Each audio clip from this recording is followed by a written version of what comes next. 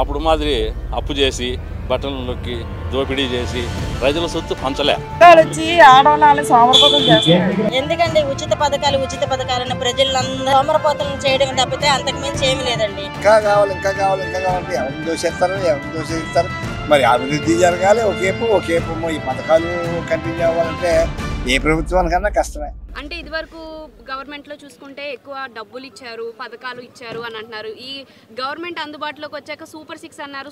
Super 6 కూడా సరిగ్గా అందుబాటులోకి తీసుకురాలేదు అని చెప్పి విమర్శలు చేస్తారు. నేను ఒక అసోసియేట్ ప్రొఫెసర్గా ఒక ఇంజనీరింగ్ కాలేజీలో పనిచేస్తున్నాను. గత ప్రభుత్వంలో ఫీజు రియంబర్స్మెంట్ ఎంత బకాయిలు పెట్టాడు, ఎన్నిసార్లు వసతి దీవెన వేశాడు, ఎస్సీ ఎస్టీ పిల్లలకి ఎంత వసతి దీవెన వేశాడు, 3,000 రూపాయలు వేశారు. సెంట్రల్ గవర్నమెంట్ 7,000 వేస్తే ఈయన వేసింది 3,000, అది 2 సార్లు వేశాడు. అంటే 5 టైమ్స్ ఆయన ఎగరగొట్టాడు. ఇంకా ఎక్కడ సంక్షేమ పథకాలండి?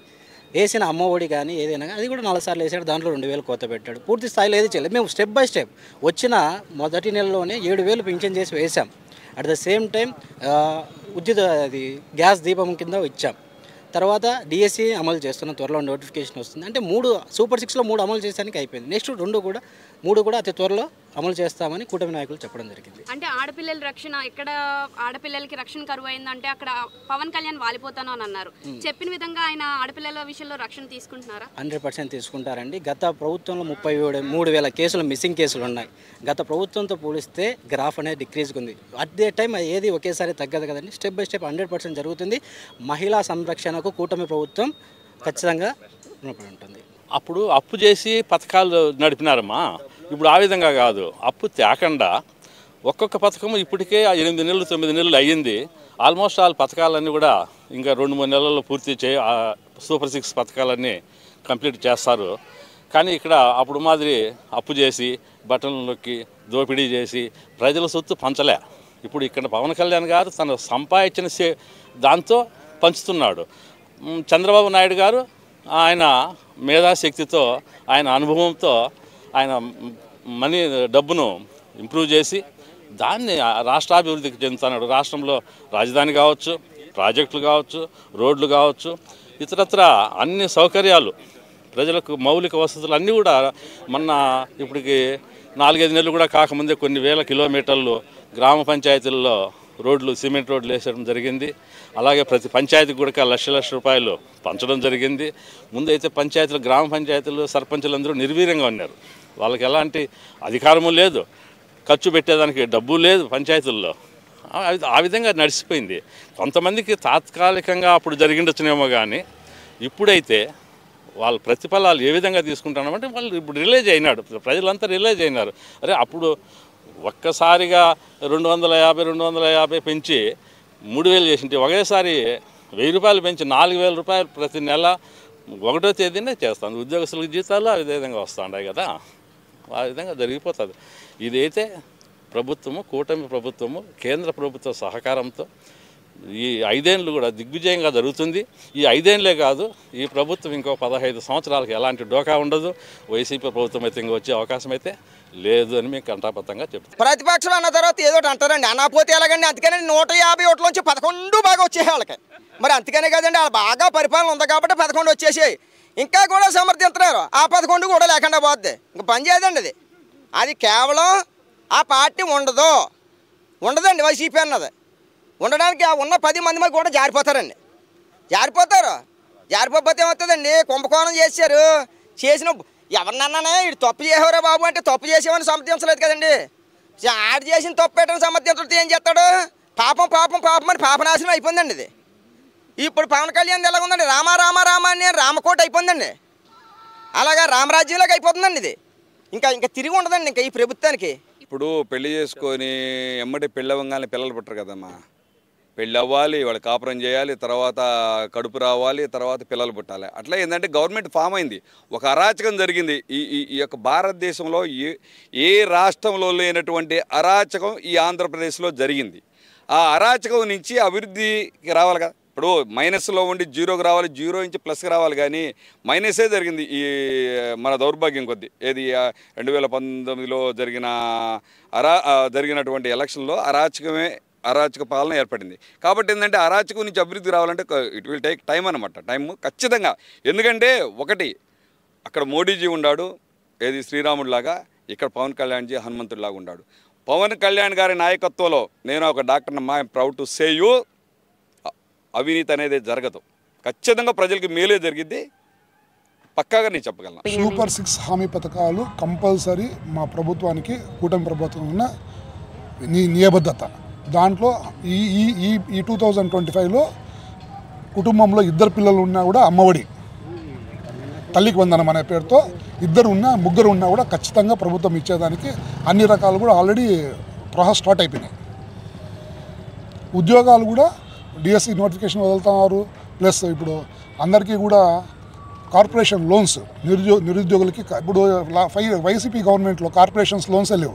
ఊరికే కార్పొరేషన్స్ అన్ని బోర్డులు వేసుకున్నారు తప్ప, BC corporation, SC corporation, ST corporation, Vaddera, Kamma అన్ని బోర్డులు తప్ప ఎక్కడ ఫండ్స్ లేవు. బట్ ఇప్పుడున్న కార్పొరేషన్స్లో ఫండ్స్ అలాట్ చేస్తూ బీద విద్యార్థులకి, అంటే బిలో పావర్టీ లైన్ ఉండేవి, ఎవరైతే చదువుకుంటారో, ఎవరైతే జాబ్ లేకుండా ఉంటారో వాళ్ళకి 5 lakhs వరకు లోన్, అంటే 50% సబ్సిడీ, అంటే 2.5 లక్షలు డబ్బులు కట్టే పని లేదు.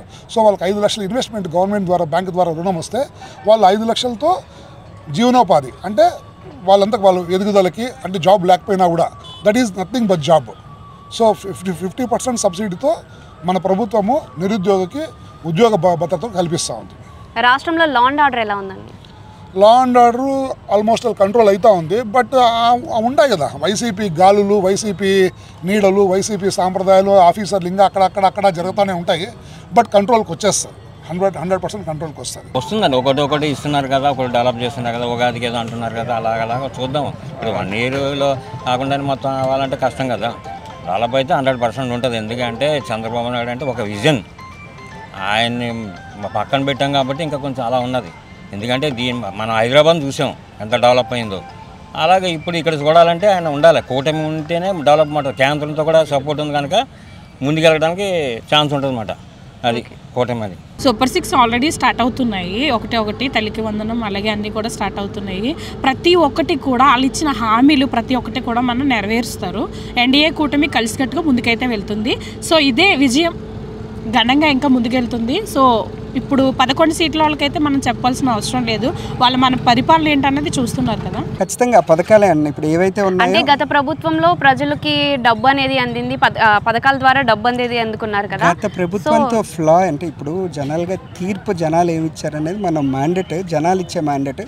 ప్రజల మ్యాండేట్ ఇచ్చి 164 సీట్లు కూటమి కట్టబెట్టారంటే దాని అర్థం ఏంటంటే ఆ ప్రభుత్వంలో ఓన్లీ డబ్బులు ఇచ్చారు కానీ అభివృద్ధి అనేది లేదు. ఈ ప్రభుత్వం ఖచ్చితంగా అభివృద్ధి చేస్తానే సంక్షేమ పథకాలు చేయాలని డిసైడ్ అయింది. కాబట్టి వ్యంగ్యంగా మాట్లాడి పార్టీలు మాట్లాడితే తప్పమ్మా.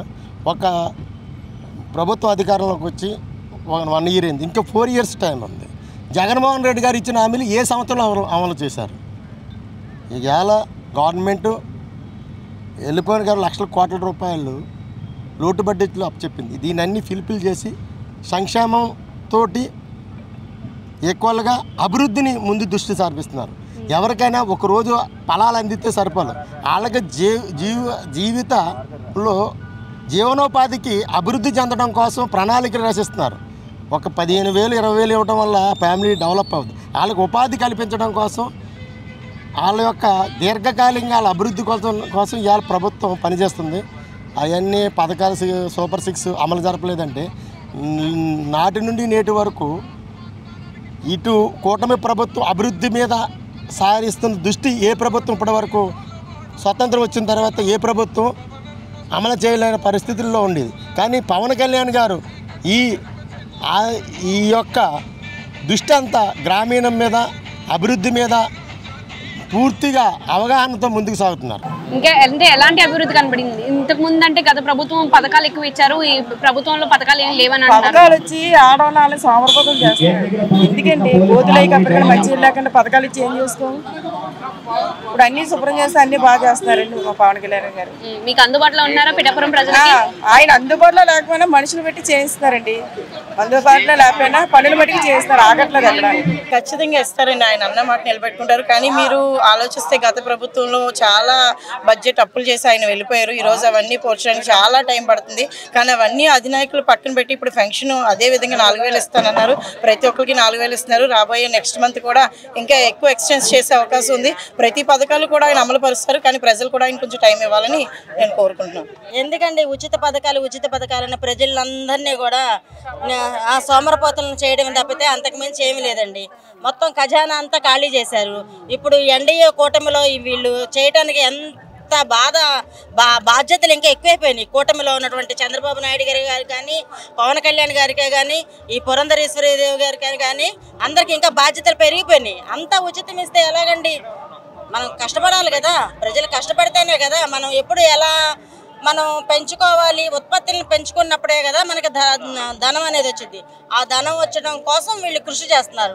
ఈ ముగ్గురు త్రిశక్తుల్లాగా ఈ ముగ్గురు కూటమిని కలిసి మంచి ఇది ఇవ్వాలనేసి కోరుకుంటున్నాం. 40 సంవత్సరాలకి ఆడవాళ్ళకి ఎందుకండి ఇవ్వాలి మనీ? దేనికి ఇస్తున్నారు? అవన్నీ బర్డెన్ అయిపోయి హెడ్కి 5 lakhs దాకా అప్పు. మన దేశం మొత్తం అప్పు తీసుకుని మన దేశాన్నే తాకట్టు పెట్టేశాడు జగన్ గారు. ఇప్పుడు అవన్నీ పైకి తీసుకురావాలంటే జనసేన ఈ కూటమి ప్రభుత్వం చాలా ప్రయత్నిస్తుంది. ఆయన ప్రభుత్వంలో రాకమునిపే చాలా చేశారు పవన్ కళ్యాణ్. సొంత మనీతో పేదలకి కానీ వ్యవసాయస్తులకు కానీ ఎంతో మందికి చాలా చేశారు ఆయన. ఎన్నికల్లో రాకముందు, పోటీ చేయకముందు. ఇప్పుడు పోటీ చేశాడు. ఇంకెంతగా నిలబడతాడు? ఎంతగా? ఇప్పుడు మేము ఉన్నంత వరకు, ప్రజలు ఉన్నంత వరకు ఆయన మమ్మల్ని వదిలి విడవడు, దేంట్లోనూ కృషి వదలడు, మమ్మల్ని కూడా వదలడు. జై జనసేన. పథకాలు అందడం ప్రధానం కాదు.